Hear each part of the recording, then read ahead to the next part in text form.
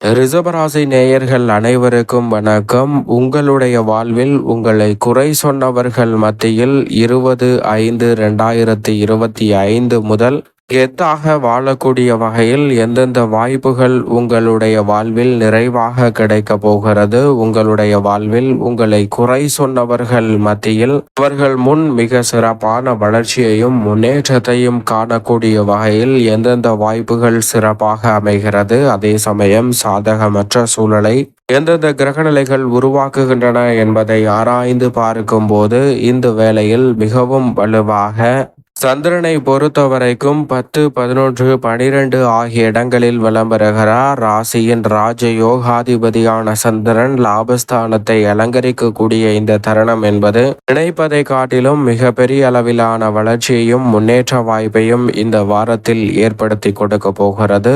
திட்டமிட்டதலை காட்டிலும் பல்வேறு வகையான நல்ல பல வெற்றி வாய்ப்புகளை ராசியின் உச்ச அதிபதியாக இருக்கக்கூடிய சந்திரன் இந்த வேளையில் ஏற்படுத்தி கொடுக்கிறார். அதைவிட அவரது நட்பு கிரகமாக இருக்கக்கூடிய குரு பகவான் தனஸ்தானம், குடும்பஸ்தானம், வாக்குஸ்தானம் என்று சொல்லக்கூடிய 2ஆம் இடத்தில் அமர்ந்திருப்பதால் பொருளாதார ரீதியான சிக்கல்கள் முற்றிலுமாக விலகும். வாக்குஸ்தானத்தை வலுப்படுத்தக்கூடிய குருவின் அமைப்பால் பல்வேறு வகையான வாக்குறுதிகளை சிறப்பாகவும் திறன்படவும் செய்து முடிப்பதற்கான நல்ல சூழல் நிறைவாகவே கிடைக்கிறது. எனவே உங்களை குறை சொன்னவர்கள் முன் மிக சிறப்பாக உங்களுடைய வளர்ச்சியை உறுதி செய்யக்கூடிய வகையில் குரு பகவான் தனஸ்தானத்தில் வாக்குஸ்தானத்தில் அமர்ந்திருப்பதால் உங்களுடைய யூகங்களும் வார்த்தைகளும் மெருகேற்றக்கூடிய ஒரு அற்புதமான தருணமாக பார்க்கப்படுகிறது. எனவே மிக பெரிய அளவிலான சவால் நிறைந்த நெருக்கடி என்று சொன்னாலும் கூட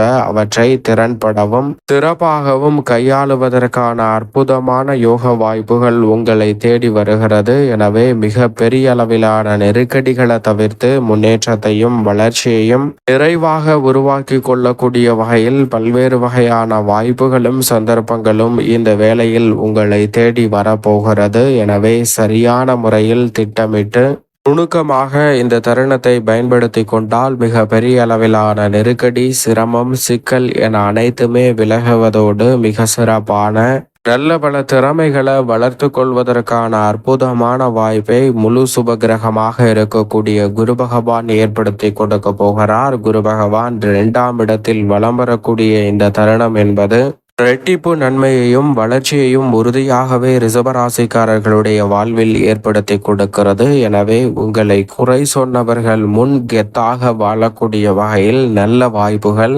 நிச்சயமாக உங்களை தேடி வரும். உங்களிடம் பேச்சாற்றல் இல்லை, திறமை இல்லை என்று குறை சொல்லியிருந்தாலும் வேலை இல்லை, பொருளாதார வளர்ச்சிக்கான வாய்ப்பு இல்லை என்று எந்த காரணத்தை சொல்லியிருந்தாலும் அந்த குறைகளுக்கு முன் நீங்கள் கெத்தாக வாழ்ந்து காட்டக்கூடிய வகையில் தனஸ்தானத்தை வலு சேர்க்கக்கூடிய குருவின் அமைப்பால் நிறைவான மாற்றம் உங்களை தேடி நிச்சயமாக வருகிறது என்பதை திட்டவட்டமாக உறுதிப்படுத்துகிறார். அது மட்டுமல்லாது குரு பகவான் 6, 8, 10 ஆகிய இடங்களை தனது சுப பார்வையால் வலுப்படுத்துவதால் பல்வேறு வகையான நெருக்கடிகள் விலகி முன்னேற்றம் நிறைவாக உண்டு. மேலும் சனி மற்றும் ராகு இணைந்து பிரம்மஸ்தானம், தொழில் ஸ்தானம், ஜீவனஸ்தானம் என்று சொல்லக்கூடிய 10ஆம் இடத்தை வலு சேர்க்கக்கூடிய இந்த வேளையில் சனி திருக்கணிதத்தின்படி லாபத்தில் நுழைந்து விட்டார். எனவே ரெட்டிப்பு நன்மை இந்த தருணத்தில் தொழில்துறை, வியாபாரத்துறை சார்ந்த பணிகளில் நிறைவாக உண்டு.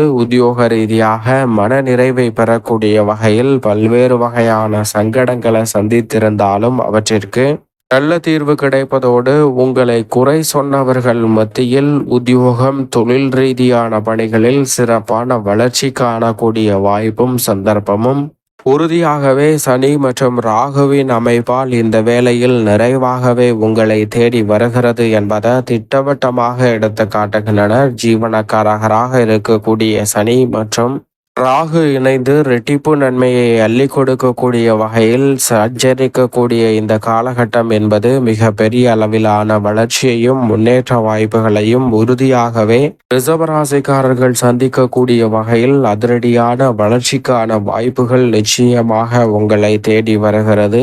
இந்த தருணத்தை சரியாக பயன்படுத்திக் கொள்ளுங்கள். ஏனென்றால் மிக அற்புதமான பொன்னான காலகட்டமாக இந்த வேலை நிச்சயமாக பார்க்கப்படுகிறது. அது மட்டுமல்ல மட்டுமல்லாது சுகஸ்தானமாகிய 4 கேது நிலை கொண்டிருந்தாலும் அவ்வப்போது மனதில் தோன்றக்கூடிய எதிர்மறையான சிந்தனைகளையும் கருத்துக்களையும் விலக்கி மிக சிறப்பாகவும் துடிப்புடனும் செயல்படுவதற்கான நல்ல வாய்ப்பையும் சந்தர்ப்பத்தையும் நிச்சயமாக ஏற்படுத்தி கொடுக்க போகிறார். எனவே நெருக்கடிகள் இந்த வேளையில் விலகுவதோடு வளர்ச்சிக்கான நல்ல வாய்ப்பும் சந்தர்ப்பமும் உறுதியாகவே உங்களை தேடி வருவதற்கான முதன்மையான யோகம் கிடைக்கிறது. எனவே இந்த தருணத்தை தவறவிடாமல் சரியாக பயன்படுத்திக் கொள்ளுங்கள்.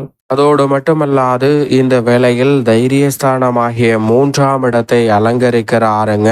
முழுமையாக மங்களகாரகன் என்று அழைக்கக்கூடிய செவ்வாய் தைரியஸ்தானத்தில் இறுதி தருவாயில் வலம் வரக்கூடிய இந்த வேளையில் தொட்ட காரியம் அனைத்திலும் உறுதியாகவே வெற்றி வாய்ப்பை நிறைவாக சந்திப்பதற்கான அதிர்ஷ்ட யோகம் நிறைந்த ஒரு தருணமாக அமைகிறது. எனவே மிக பெரிய அளவிலான நெருக்கடிகள் சிரமங்களை முழுமையாக தவிர்த்து முன்னேற்ற வாய்ப்புகளை உறுதியாகவே சந்திக்கக்கூடிய முதன்மையான யோகம் இந்த வேளையில் உங்களை தேடி வருகிறது. எனவே தவறவிடாமல் இந்த தருணத்தை நுணுக்கமாக பயன்படுத்தி கொண்டால் மிக சிறப்பான வளர்ச்சியும் முன்னேற்ற வாய்ப்பும் உறுதியாகவே உங்களை தேடி வரும் ரிஷபராசிக்காரர்களுக்கு. அதோடு மட்டுமல்லாது கால்நடை வளர்ப்பு மற்றும் விவசாயம் சார்ந்த பணிகளில் வீண் அலைச்சலும் சிரமமும் குறைவதோடு வளர்ச்சிக்கான நல்ல சந்தர்ப்பம் நிறைவாகவே உங்களை தேடி வருகிறது. லாபஸ்தானத்தில் உச்சம் பெற்றிருக்கிறார் ராசியின் அதிபதியாக இருக்கக்கூடிய சுக்கிரன். எனவே லாபஸ்தானத்தில்